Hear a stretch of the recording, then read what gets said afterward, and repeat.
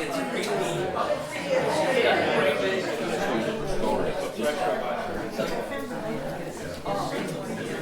evening, everyone. Good evening. Well, thank you all so much for coming to tonight's special presentation. I'm Jarrett, and I'm the curator here at the Amelia Island Museum of History. Now, before we get started, I'd like to ask everyone to please silence or turn off your cell phones so that our speaker is not interrupted while she's giving her presentation. Now, before we begin our event tonight, I do have a few quick announcements about upcoming events happening at the museum. If one evening of events isn't enough for you, you're in luck. Tomorrow's Third on Third presentation will be presented by Adrian Burke and Ennis Davis of the Community Planning Collaborative. They've been working with American Beach residents since early last year to plan the restoration of Evans Rendezvous, a historic music venue once known as the heartbeat of American Beach.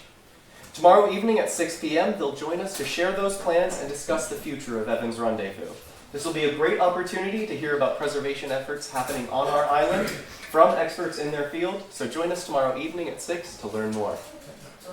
Next month's Brown Bag Lunch will focus on the compelling Spanish history of Amelia Island, a period marked by the rise of religious missions, by an explosion of local diversity, and by the second of our island's 8 flags.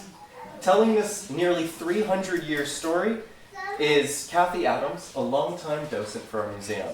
This will be the third event in our year-long speaker series celebrating Fernandina's 200th anniversary. So join us on Wednesday, March 6th at noon to learn more about this fascinating history. Now, I have the distinct pleasure of introducing our speaker tonight. Peri Frances is an educator, a storyteller, a historian, and a travel entrepreneur. She is a 7th-generation descendant of Anna Kingsley and is passionate about studying and sharing the history and cultures of the African diaspora, particularly their self-expression through art, music, and film. She has worked on cultural heritage tourism programs around the world since 1997 and represents Kingsley Plantation on the National Parks Conservation Association. We are very excited to have Ms. Frances speak with us tonight, so please join me in welcoming her here.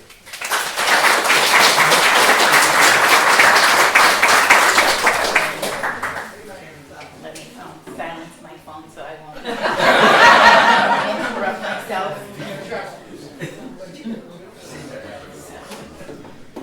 Good evening. Thank you for coming. Amelia Island History Museum, History Lectures with a Bar. I see you. All right. So my name is Peri Frances, or my full name, my government name is Peri Frances Betch. For today's purposes, I'm Peri Ndiaye Kingsley Samus Lewis Betch. I'm the daughter of John Thomas Betch Jr. and Carol Cresswell Betch. John is the son of Mary Lewis Betch and John Thomas Betch Sr. Mary is the daughter of James Henry Lewis, who is the son of Abraham Lincoln Lewis, or A.L. Lewis, and Mary Samus Lewis. Mary Samus Lewis is the daughter of Edmund Samus, who is the son of Mary Kingsley and John Samus. Mary Kingsley is the daughter of Anta Madjiguene Ndiaye and descendant Kingsley. You may know Anta Madjiguene Ndiaye by her government name, Anna Kingsley. So, Anna Kingsley, Anta Madjiguene Ndiaye, or descendant Kingsley, 4 children, George, Martha, Mary, and John Maxwell. I am from the line of Mary. So that's a little bit of how I'm related to this area, and hence why I'm here at the Amelia Island History Museum. So how the evening is going to go. I'm not, I don't know, what are they, the usual. I'm not an academic historian per se. I'm not a person who's going to give you lots of dates and timelines. I'm going to more speak to you from my experience, from the impact of knowing that history and what it has provided for me in my life. For the timeline, dates, and facts version, I trust that you're in the really capable hands of this museum, of the National Park Service, that Kingsley Plantation, of the A.L. Lewis at American Beach. I just feel like for me, what's most important is like what was the takeaway, right? So like what did knowing that history give to me? What did it provide to me? So, but I'm also not here to like be the expert to talk at you. I want to, as much as possible, talk with you and be with you. So for that reason, I do have like copious notes. But my father's a jazz musician. I'm like the child of the hip hop era. So I wouldn't be me if I didn't improvise and freestyle just a little bit. So hopefully I'll stay mostly on track. I'm gonna talk about 5 general themes that I want to talk to you about. Why 5? Anybody who knows anything about the beach lady knows that 5 is her magic number. 5 is also the number of Oshun, who was the Yoruba deity that she took as her middle name. So I have 5 things I'm going to talk about. I'm going to try and keep each point of 5 to 10 minutes. That's going to give us 50 minutes. And then if you'd like, if we have time, I don't want to be like, oh, here's some pictures from my family vacation. But given that this family vacation was, some 200 years in the making, I thought maybe we could go through the slides and I could tell you a little bit about what's happening in them. Is that all right with you? Yes. Yeah. Okay, great. So I'm going to ask 5 people, what brought you here tonight? What do you know or did you know previously about Anna Kingsley? Did you know MaVynee? Have you been to the Kingsley Heritage Site or the American Beach Museum? So anybody want to share what they got? What brought you here tonight? Work. Well, thank you, Thea. They made me do it. No, it's a joyful story that hearing it from a descendant is the reason I'm staying. Well, I thank you. That's Nancy Graves, the education director here at the museum. Anybody else? What is this? Did you go to all the lectures, or did you just? No, I will say because I don't live here. Okay. And I'm a visitor. Okay. I have been to the museum before, and my friend Jane told me about this, about tonight's discussion and lecture, and I am just fascinated. I am so excited to be here. I may be the most excited person. Well, all right. So between your excitement and my nerves, right? And we're gonna really do something over here. Anybody else? What brought you here, sir? Yeah, we heard about the Kingsley family. I think it's Anna Kingsley. Exactly. She was an amazing woman. We heard that from somewhere else, probably at one of these events. And she's just an amazing person that survived what she had, the ordeals that she had to go through. So Anna Kingsley is my first known named ancestor in the New World. So in my mind, Anna Kingsley is my link to Africa. She's the reason why I am an African American. That's the African. So yes, and she lived a very amazing, storied, somewhat mythologized, fascinating life. So the other question was, anybody here, besides certain people I know, did you know MaVynee? Did you know the beach lady? Yeah. So in the back. Yes. So can you tell me how and what your relationship was? Oh, well, I met her at American Beach, and I saw her walking, and there weren't that many Asian, and she said, "Oh, you're new here," and I said, "Yes." So Wonderful, wonderful lady.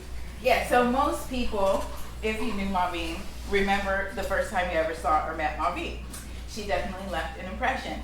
So, so I titled tonight's talk, Madjiguene, MaVynee, and Magic, a Matrilineal View, right? So one of the things I want to talk about and just keep it in mind is like, who are we? Like, are we who we say we are?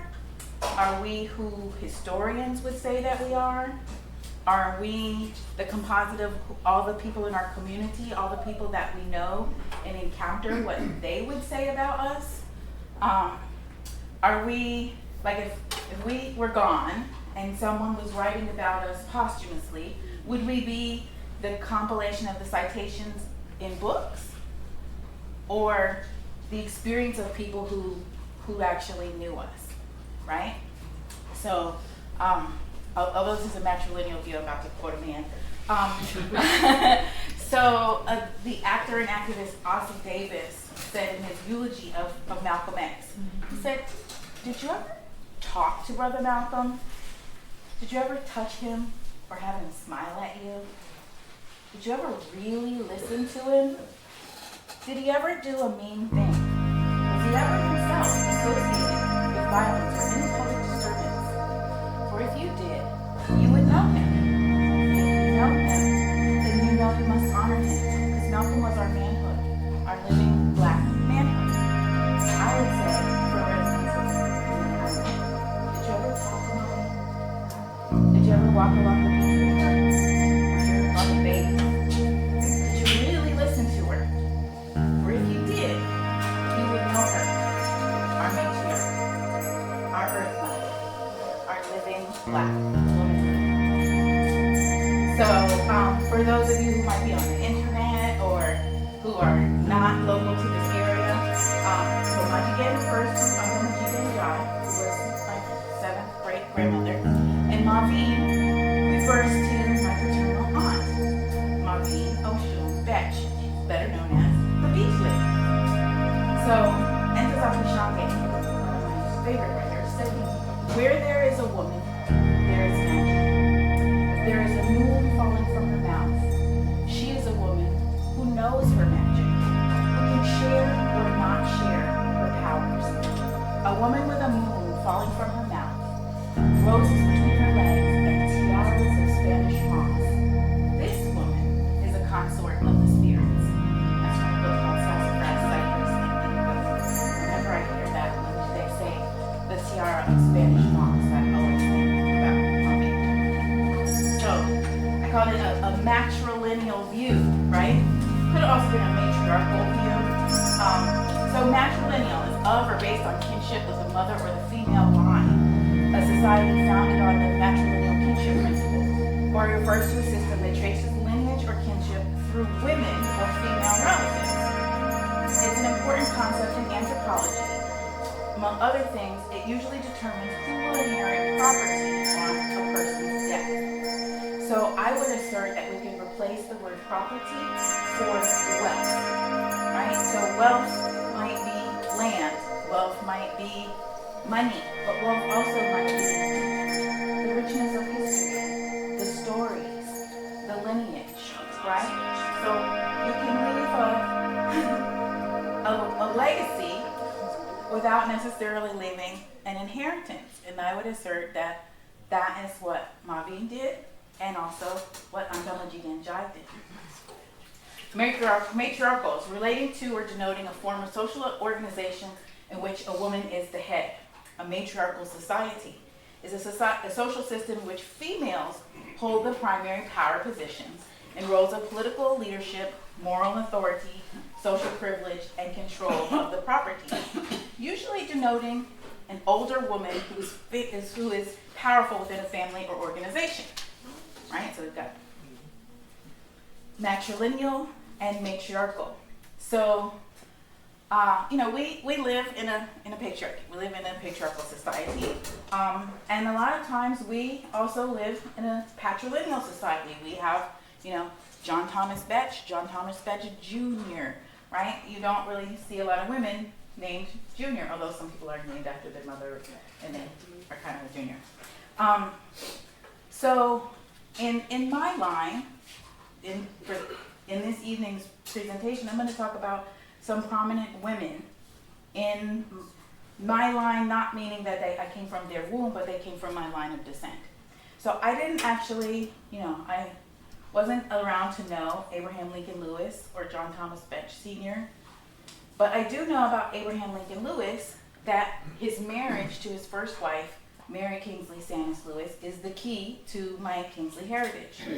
I don't know much about John Thomas Betch Sr. He passed when my dad was only 8 at the age of 51.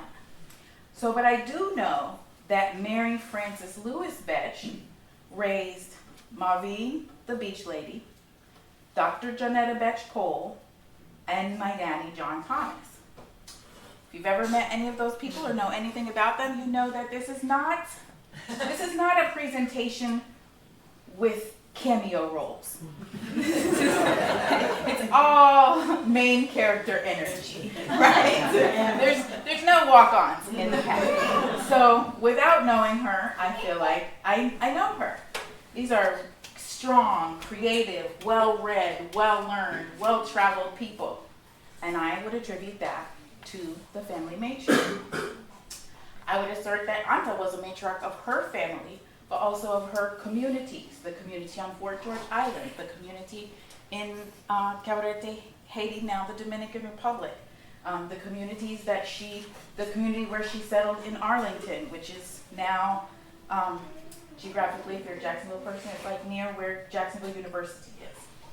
But then we also want to talk about or think about not just like the personal matriarchs, but the community matriarchs. So some of the matriarchs of this area, of this region, for me, is Zora Neale Hurston is a matriarch, right? An anthropologist, a writer who taught us so much about ourselves and stories and did, groundbreaking field work in the 30s and 40s.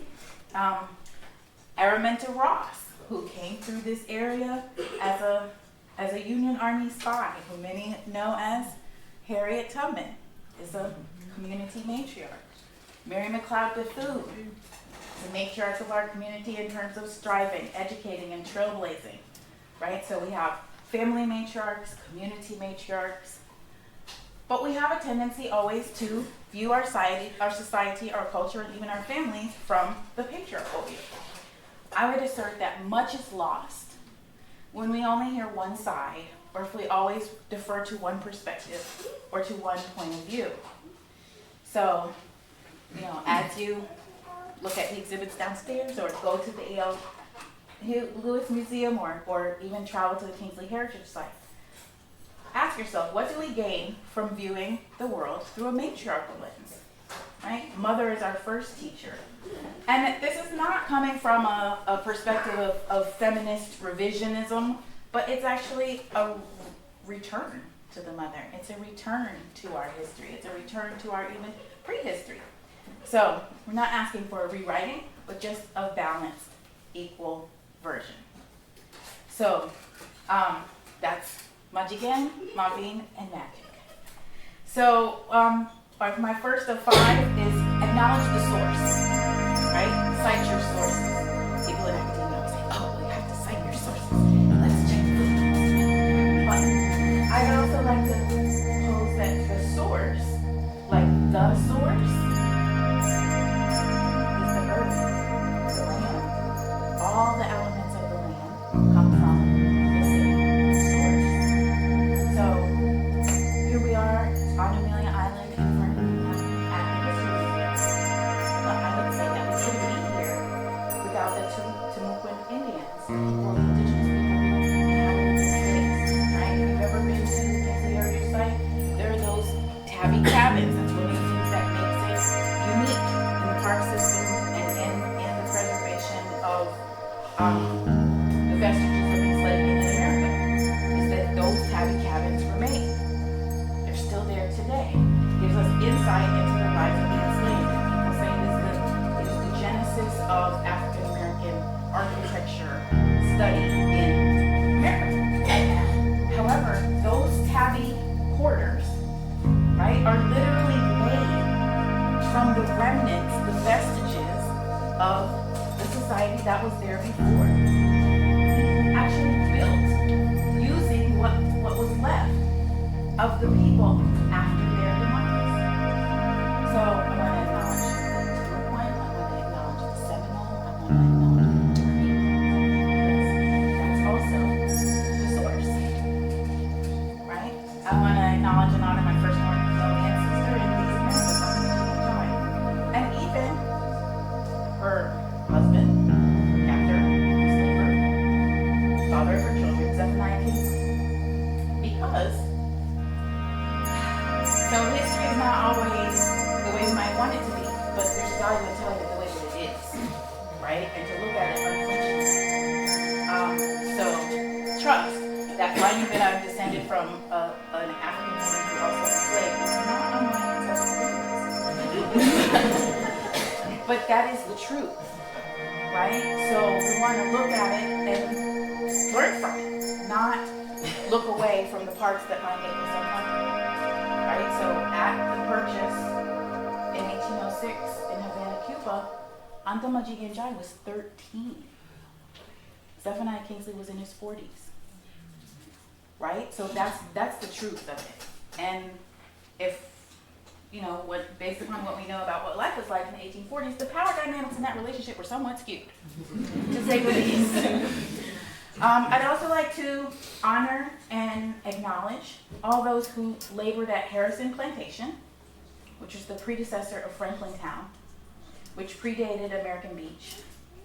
All those who labored at Fort George Island, at San Jose, on White Oak, and on Laurel Grove. Those are other Kingsley properties that are throughout South Georgia, Northeast Florida, Duval, and Nassau counties, right? Those people labored and gave their lives. I want to acknowledge all those who passed through from the port of Fernandina, all those who were at Fort Mose, right? We hear a lot of conversation on both sides about the 1619 project, right? 1619 was the first known Africans in English America. But we know, or if we don't now we do, that we actually were present in the 1500s at Fort Mose. So I want to also acknowledge those who were at St. Mary's and Harris Neck and Sapelo.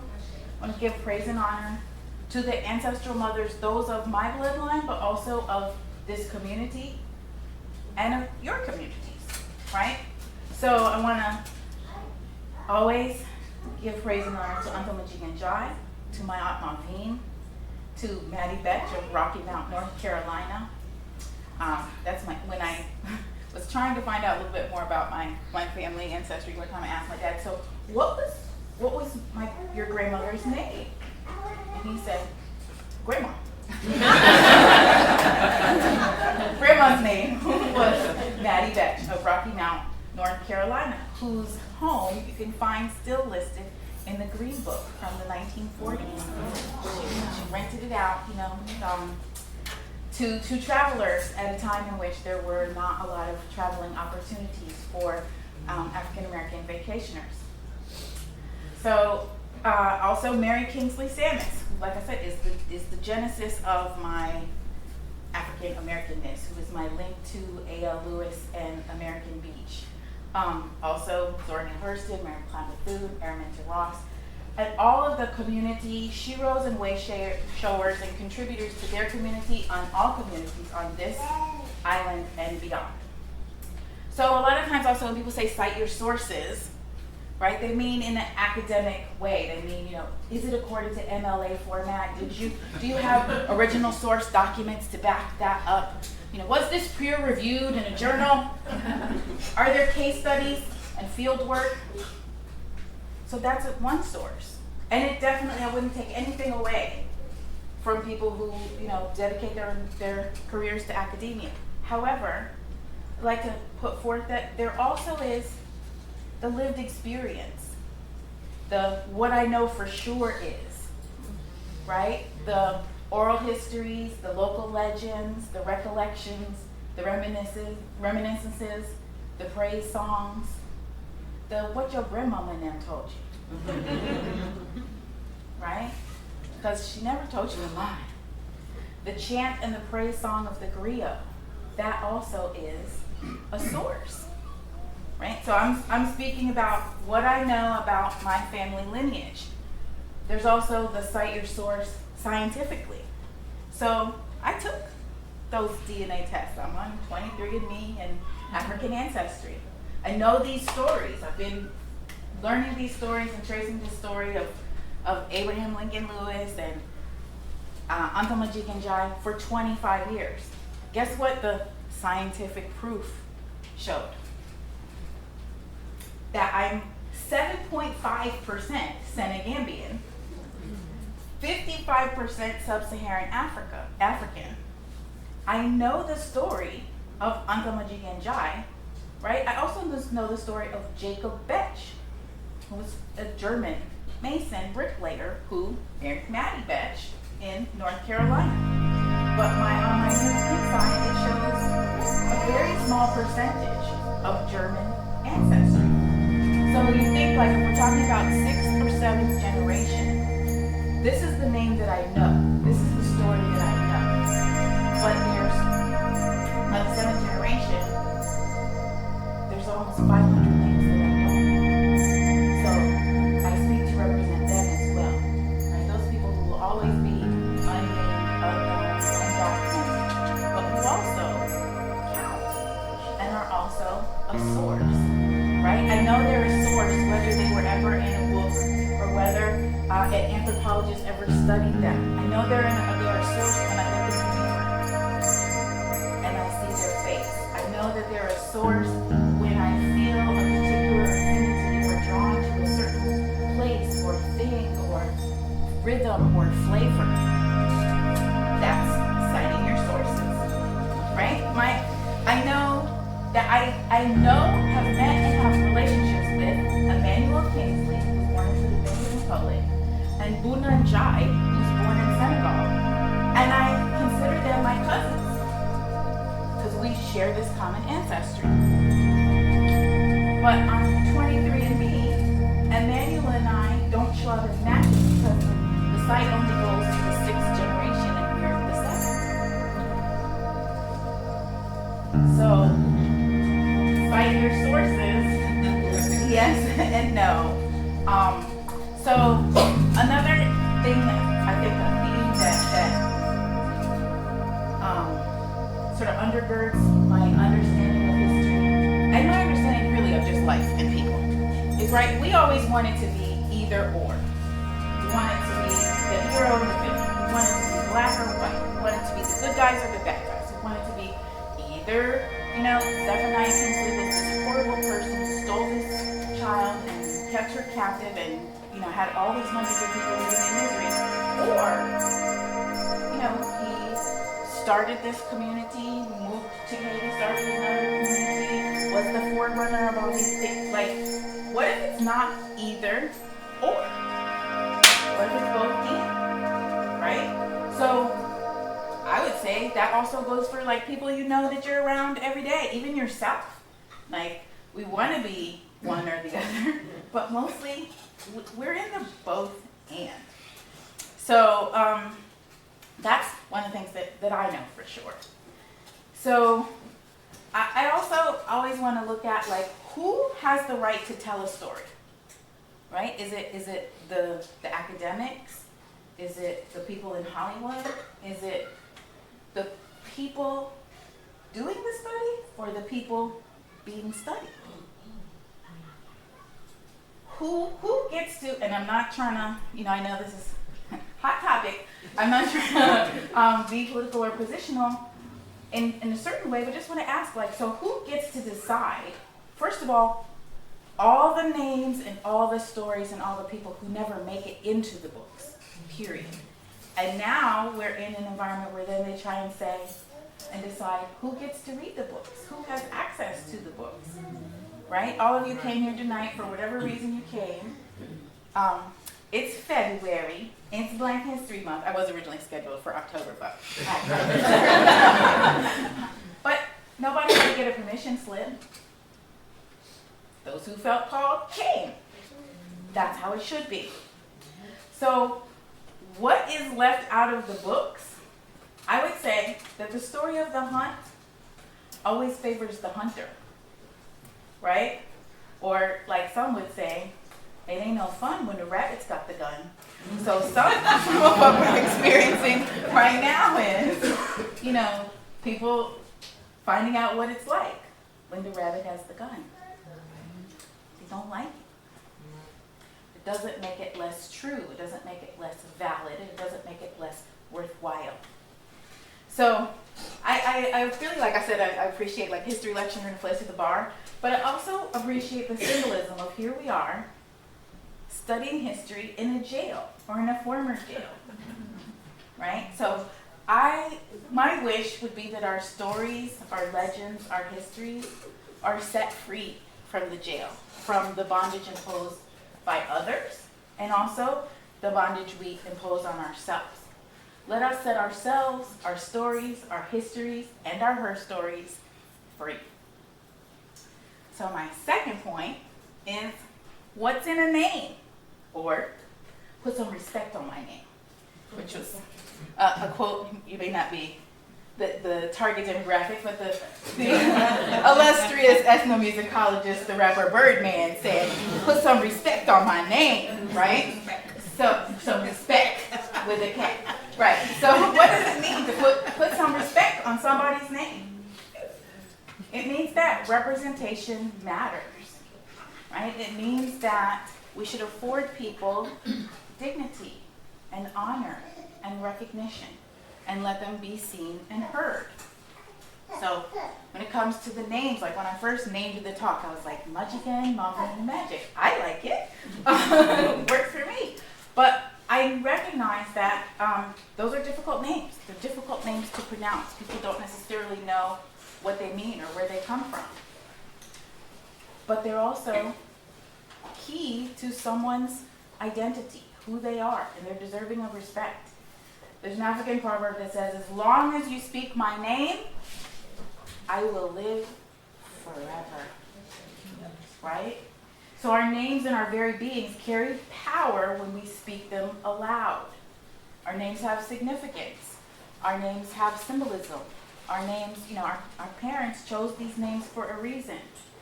We have so many names that are lost and unknown. That's why it's really important to say the names that we do know, to give them dignity, to give them respect. Put some respect on their name. Right? The poet Warsham Shire said, give your daughters difficult names. Give your daughters names that command the full use of the tongue. My name makes you want to tell me the truth. My name doesn't allow me to trust anyone that cannot pronounce it right. There's an actress, I don't know if anybody ever watched the series Orange is the New Black. Susan, Crazy Eyes, whose name is Uzo Amaka Aduba, was asked why in her career she hadn't changed her name to become something more easily pronounceable. She said, my mom taught me not to change my name for those unwilling to learn it. My mother's from Nigeria. My full name is Uzo Amaka, which means the road is good. My tribe is Igbo. You name your kid something that tells your history and hopefully predicts your future. So anyway, in grade school, because my last name started with A, I was first roll call and nobody ever knew how to pronounce it. So I went home and asked my mother if I could be called. So I remember she was cooking and in her Nigerian accent she said, why? I said, nobody can pronounce it without missing a beat. She said, if they can learn to say Tchaikovsky and Michelangelo and Dostoevsky, they can learn to say Uzo Amaka. Right? So I'm a former language teacher. I taught French and Spanish in middle and high school. So pronunciation is important. Pronouns are important. Now you see on sign-in sheets, what's the name you'd like to be called?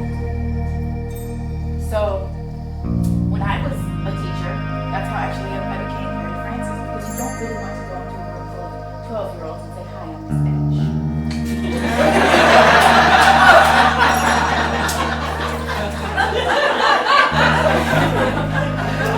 Usually in the first week of school, as we were getting acquainted, they were learning my name, I was learning theirs. They had very, very many more names.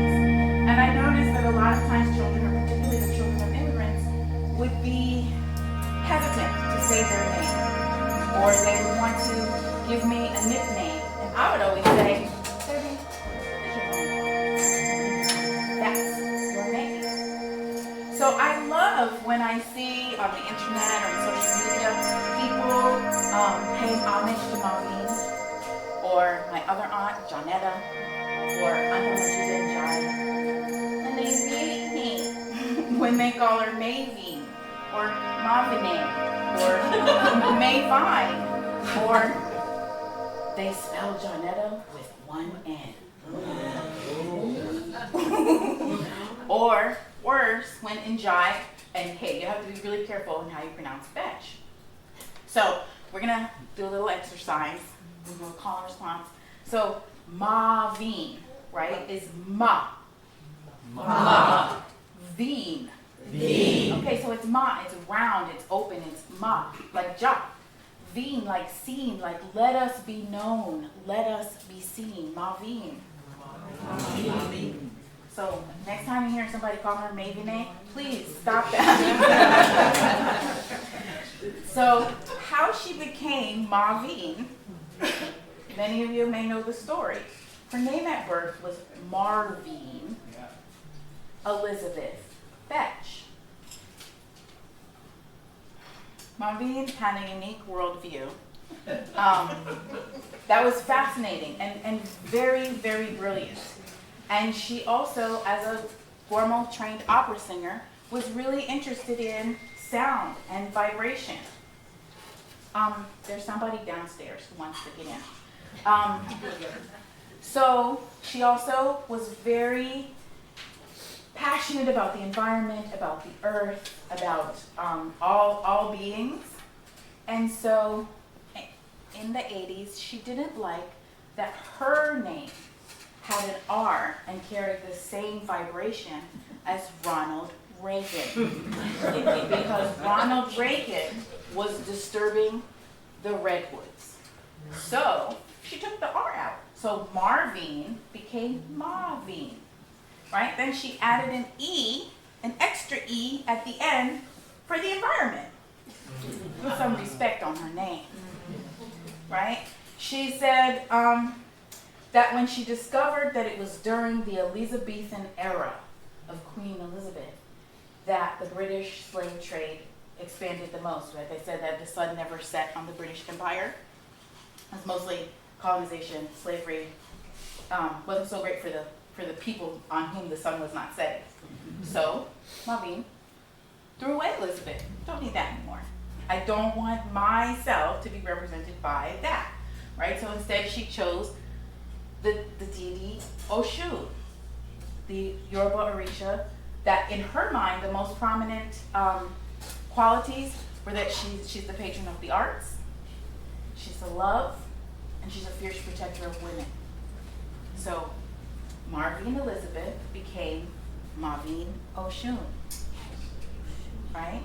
Even the Beach Lady. The Beach Lady is a title, like an honorific, became like Your Honor, Her Majesty. It started out as an insult, as derision. You know that crazy lady with the flip-flops and the long hair that don't got no home? The Beach Lady. Right?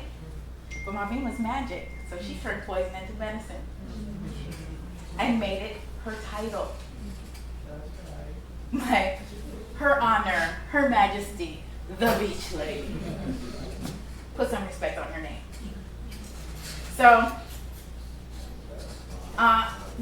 also there's a dune on American Beach. Does anybody know the name of the dune? Nana. Thank you. I've heard people giving tours who call it Nana. No, it's not Nana. Nana. Why is it Nana?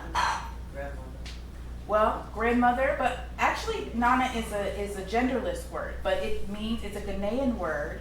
It's the title of a monarch. It's gender neutral. It's a regal title of the Akan people, particularly the Akyem, Ashanti, and I might mispronounce this, the Akwem people. Nana is the title of a monarch used to signify their status. Right? It's the guardian dune. It's the largest sand dune on American Beach. Nana. Anta Madjiguene Ndiaye. Anta. Anta transformed into Anna. Madjiguene.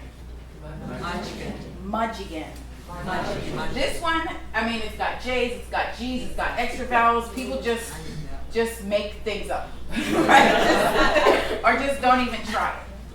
Ndiaye. So when you say Ndiaye, you take the tip of your tongue and put it on the roof of your mouth and push the air out.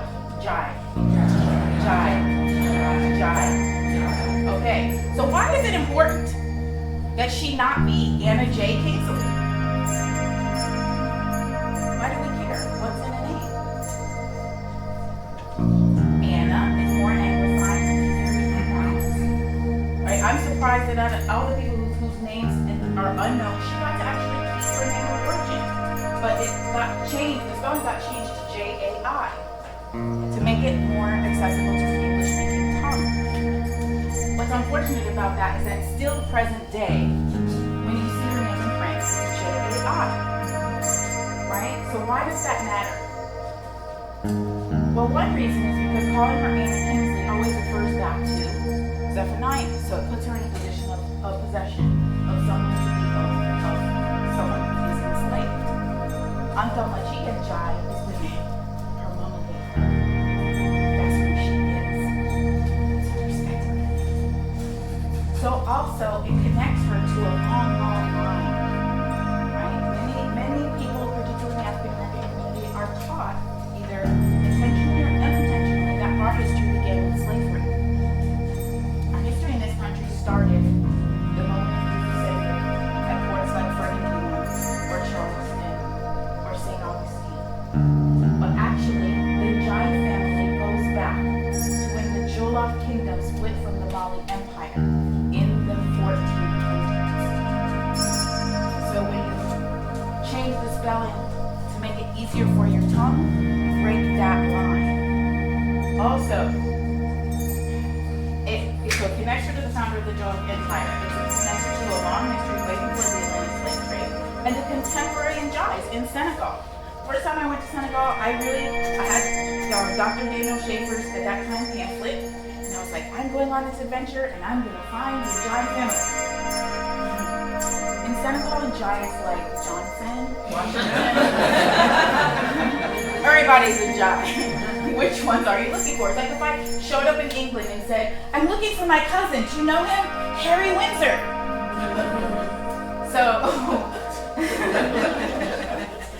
But even now today, right? Marie Ndiaye is a French novelist and playwright who wrote 3 Strong Women. Iliman Ndiaye is a professional soccer player, as is Badou Ndiaye. Mamadou Ndiaye is a professional basketball player. Sibat Ndiaye is the French communication director under the administration of Emmanuel Macron. So when you take her name away, when you change the spelling, you break that line of acknowledgement, right? You make her somebody unique and alone, as opposed to going back to the Middle Ages and connected to present day important people. It puts the emphasis on the master. It makes her a possession. So so I refer to myself as a Kingsley and Ndiaye descendant because those are the 2 people, going back again to the matrilineal versus patrilineal, right? So I want to acknowledge both the sources, but also I have a hard time as an African American calling it Kingsley Plantation. Because we wouldn't like it if we called it Kingsley Forced Labor Camp, right? So I like to refer to it as Kingsley Heritage Site because that puts the emphasis on heritage, like all of our common heritage. It's not just Black history or African American history or even Florida history. It's our common heritage. So it also puts the emphasis not necessarily on the master. It takes away some of those kind of Gone with the Wind, Tara type bucolic images, and brings us back to the lives of the majority of the people who lived there, who worked there, who died there. It's our common heritage because we're connected, whether by blood or geographic location or ties to the land or sharing of resources. We're connected. One of MaVynee's other core philosophies is all connected, all of it. all of it.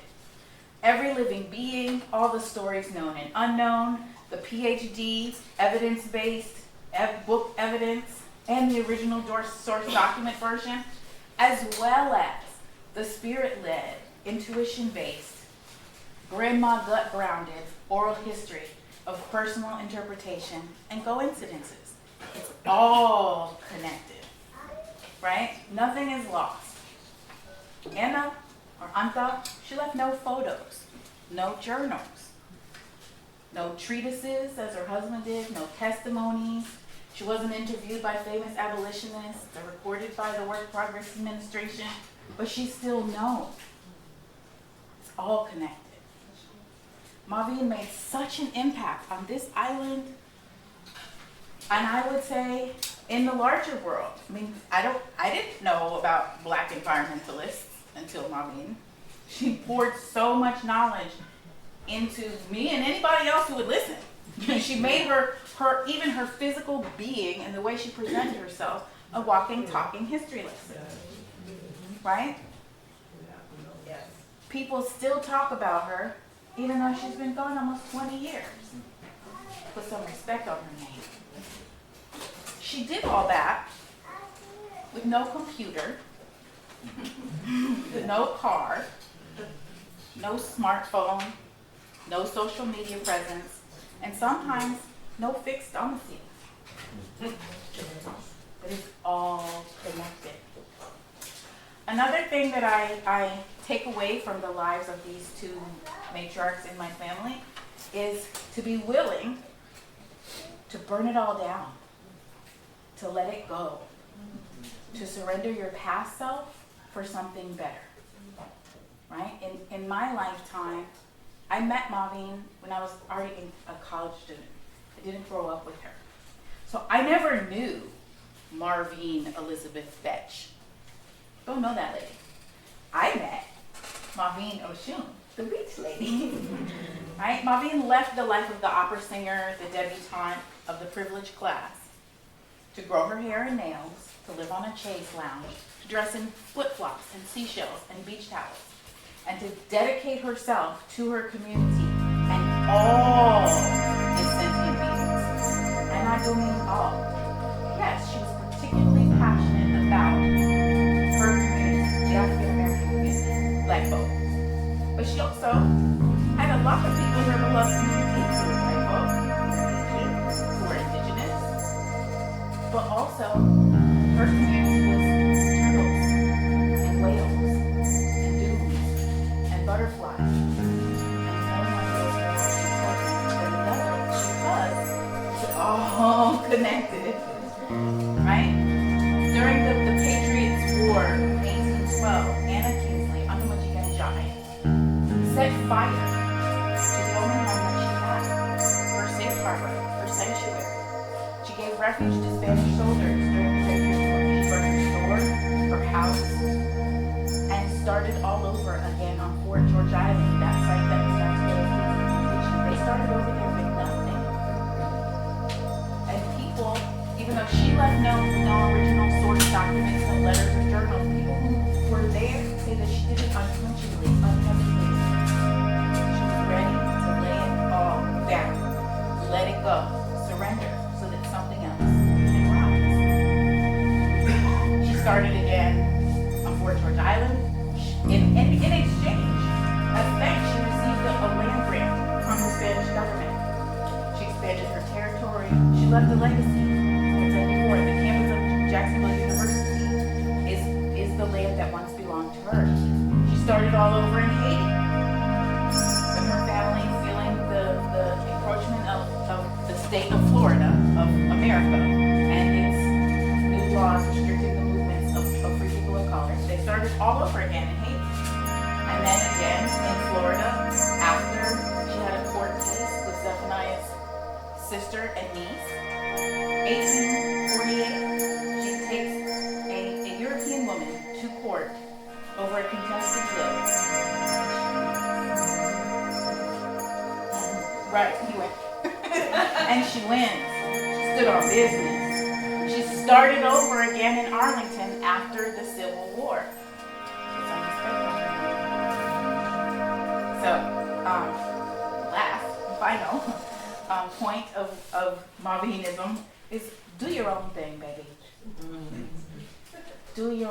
day. Mommy used to tell me that all the time. Baby, don't worry about them. Do your own thing. Do your own thing. And don't allow yourself to be a footnote, a side note to someone else's story. Be a source. Right? Maybe had she continued the life of a privileged opera singer and married a prominent man from a upper middle class African American family in Jacksonville, we would never know her name. Anta could be a side note only to Zephaniah. On the other side of my family, my name is Peri because of a woman named Peri Cousins Harper, who, if you Google her today, you find no or very little information besides she was the girlfriend of jazz pianist Bill Evans. My father was a jazz musician. He knew Peri in life, and he also Bill Evans wrote a song for her called Peri's Scope. Hence, I named Peri. I met Peri on limited occasions. I remember when I was about 3, she gave me a beautiful sterling silver brush and comb and mirror set. But when I ask people who knew Peri who she was, they tell me that her house was like a safe haven for Black Hollywood in the 50s. That you could go to Peri's house at 2 o'clock in the morning and someone would be sitting there playing cards, and there would be people making neck bones and collard greens, and you might come across Marilyn Monroe or Nat King Cole or Duke Ellington. She was a producer at NBC who was instrumental in the short-lived Nat King Cole show that ran on national television. But yet, if you Google her, she's somebody's girlfriend. Put some respect on her name, right? So it's not always who ends up in the footnotes or in a peer-reviewed journal or cited in somebody's PhD or dissertation. Acknowledge the source, the true source, the earth, the mothers from which we all come. Cite your sources. Put some respect on your name and the names of others. Call people who they want to be. Know that it's all connected and nothing is lost. Be willing to burn it all down and let it go. One of my favorite Florida sheroes, Zora Neale Hurston, said, "Mama exhorted her children at every opportunity to jump at the sun. We may not land on the sun, but at least we get off the ground." To me, jump at the sun is another version of, baby, do your own thing.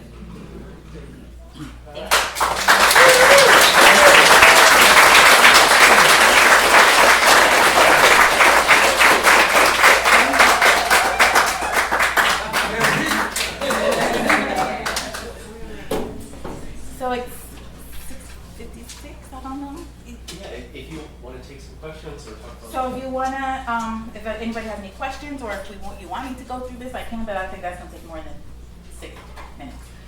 So if anybody has any questions, hang open.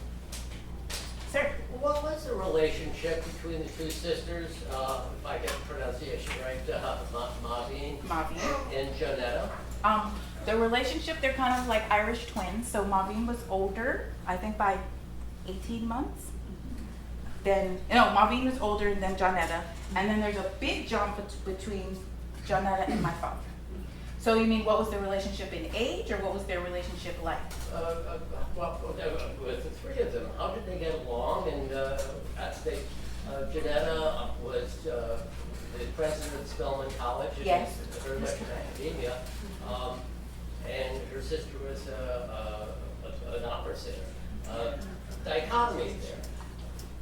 Kind of, but not really. So to be honest, I was in the presence of them together in the same room like 3-4 times in my life.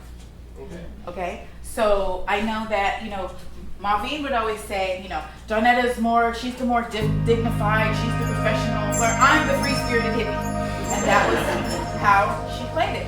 I am a graduate of Spelman College, and I was there when my other aunt was president. And I also never knew my grandmother, but like I said, I know her without knowing her because I know her properly, right? And so one of the things both MaVynee and Jonetta have these very powerful, I would say, auras, energy, but also voices.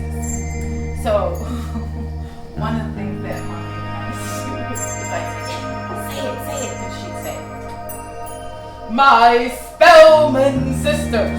That's what my other aunt said at the opening of every like conversation or whatever. And she could do the voice like that. It was like crazy. But I can't really say, and I don't want to speak for them. Like, but I know that they had a close relationship, but I never really observed the dynamic except for a few times last week. Thank you for the question, though. Yes.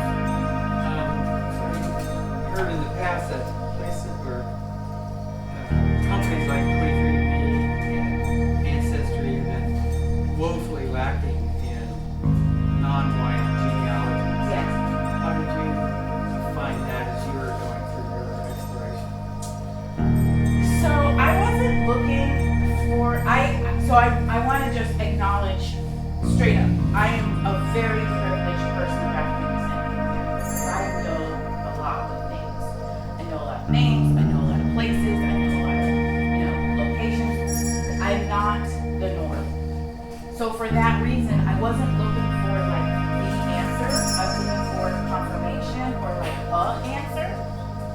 So for me also, it's important to notice that like, I noticed some things when I took those tests. I noticed that different sites give you different results because they're coming from different sample groups. I noticed that it's also one strand of DNA. So if you might get a different test from a different result from a different test based upon the strand. Also noticed that like, so African Ancestry, which is the company that particularly focuses on African American people, has the largest gene pool of different, like a lot of the other companies, they'll tell you like broadly West African or Nigerian or Ghanaian, but we know that all of those countries are superimposed artificial lines that they drew in the sand, that they're not in the sand, but at the Berlin Conference. They're not real. So African Ancestry gives you an actual nation, a group of people, a tribe, but for me, it traces their matrilineal haplog group. So it told me that my mother's family is from the Bioko people of the Bioko Island off of Equatorial Guinea, and that I'm more broadly Nigerian. But that's my maternal haplog group. So, like I said, if I am blessed to know one name of one seventh great grandmother, but there's literally hundreds that I don't know the name, then that I probably won't know the name. So I take it with a grain of salt. Like even, I know he's very well respected and, I'll put some respect on his name. Skip Gates has his show, Finding Your Roots, and he always says he's never encountered like in all the years he's been doing it, in all the genealogy research, no one's ever indigenous. No black people are ever have indigenous blood, but we all have these stories of some Cherokee grandmother with hair down her back. And I'm like, so you trying to say everybody's grandmama's white? Or the current pool of people who refer to themselves as Cherokee, as Seminole, as Massapequa, or whatever, have been so diluted as to not show up as distinct on a gene pool, so they don't get measured. I don't purport to have the answer. I'm just putting it out there.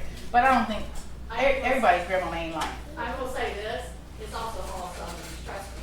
Everybody I know from the South, they've all heard that same story. Somebody's got Cherokee somewhere. So, yeah. I don't know, another question? I'm going to take one more. One more question? Hi. Peri. Hi. So I have an elder who's 96 years old who remembers MaVynee and her sisters in Sugar Hill. Oh, can I talk to her? Yeah, yes. Like quick, soon? Yeah. Do you have any stories from her childhood, or anything that you've learned from like your family about her life in that neighborhood? So I know that I've heard stories both from MaVynee and from Jonetta. I did not. My dad left Jacksonville and never came back from the time that his mother passed in 1975. I was born in 1972, so I was 3. He didn't come back until 1995. I had just graduated from college. So there's a whole world of Sugar Hill and Jacksonville, and Jacksonville. Basically, I don't know whether this is precisely what he said, but what I received was that Jacksonville was very segregated, it was very racist, it was very uncomfortable for him, it was not a place that he ever wanted to go back to. So if that's what you intuit, why do you want to go? So when I came here and I met MaVynee and I learned about Sugar Hill and all these wonderful things, I was shocked. That wasn't what again, not either or, both, and, right? It was an intensely segregated, very racially divided place with an amazing, incredible, rich African American history, culture, and life. Both, and, not either or. It's not specifically the answer that you're looking for, but I know that I've heard anecdotes but they also had a great degree of privilege. They were the only children of color that could shop at the department stores. But they had to do it at night when the stores were closed. Shop as in try on clothing. Right, shop isn't, you can spend your money, right? But have the full customer experience. Try it on, see if it fits. That's just one thing that comes to mind. I know, whenever my dad goes to the VA, he talks about how, their house, which I've seen the post picture, was it took up the corner block. It's where the Shands Medical Center is now. So a lot of times when we see American cities, this pertains to just about every single one. When we see the overpass, where we see the on-ramp to the freeway, that was the Black community. And a lot of times it was thriving.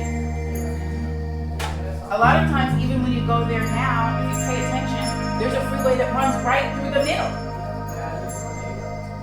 So you can't even, when people say, well, what was it like in Sugar Hill? Or, my mom's from from Nashville. What was it like on Jefferson Street? I don't know what it was like before they came. During the heyday. I don't know I live in Atlanta. I don't know what Auburn and Edgewood was like before it was the on-ramp to the 75, 85 connector. So just because you can't see with your eyes or sight it in the book, doesn't mean it wasn't there. It's not that.